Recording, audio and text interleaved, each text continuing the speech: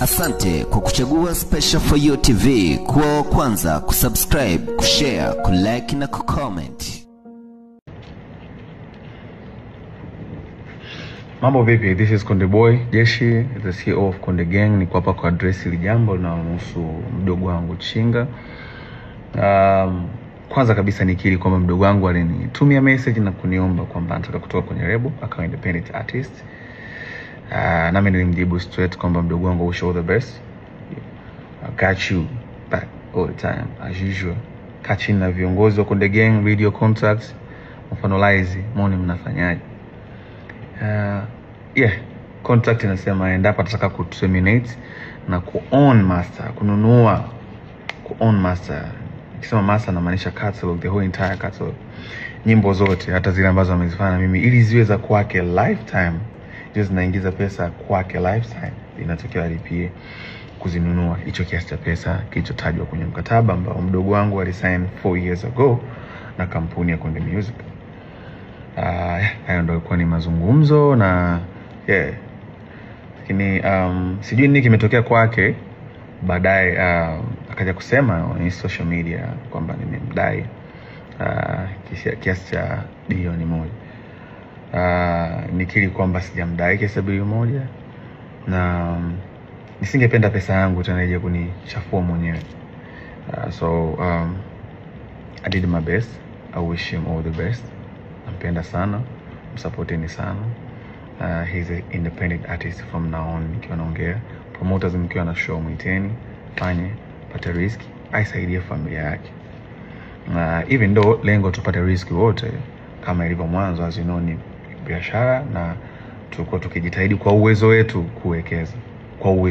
kuwekeza ili kukuza career ya msanii ambayo itakuwa ni lifetime na kuchange maisha yake. So far tumshukuru Mungu kwa support yetu, tumeweza kufanikisha kuwaletea superstars kadhaa ikiwemo Chinga, kina Angela, Kili Chidi walikuwa kina Country Boy, na wao wote waliondoka hakuja kuwa na matatizo yote, na wote wana own master zao na for good and for peace. Hamna mtu yote mwenye malalamiko ya kudaiwa. So that's how we live by lifting each other.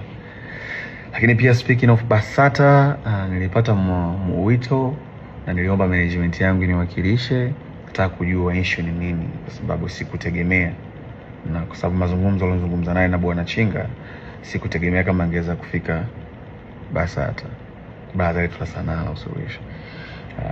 So niliomba management yangu niwakilishe, izungumze na viongozi wa Basata kuona wanapataje mwafaka, lakini waliniambia so far nisingeweza kuyashare sasa hivi.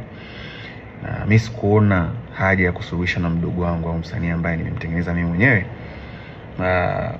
Sikuona hiyo haja ya kutengeneza kakia, sikuona hiyo haja ya kutengeneza sintofahamu na mitaharuka.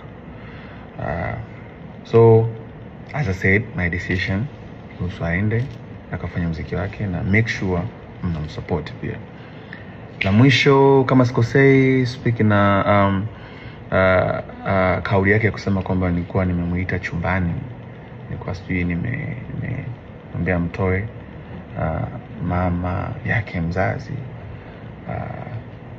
It's sad, na sio kwamba sijui how it's tarnish image, na sio kwamba sijui kuna baadhi ya watu wanaweza wakaamini kwa ni kweli, lakini sina namna. Mtoto akinyea mkono huwezi kukata, utafanyaje? First nimemwachia Mungu, second nimemsamehe, na mwisho namwombea. Mimi sihitaji msamaha wote kutoka kwake. Akiona kuna tija sawa, akiona kama kuna haja ya kuomba msamaha watu walosikia maneno hayo ni sawa, lakini pia anastahili kuomba msamaha zaidi ni Mwenyezi Mungu. Kwa ikimpendeza basi kwa wakati wake inshallah aseme sana, aongee na Mungu wake kwa moyo wake wa dhati kabisa.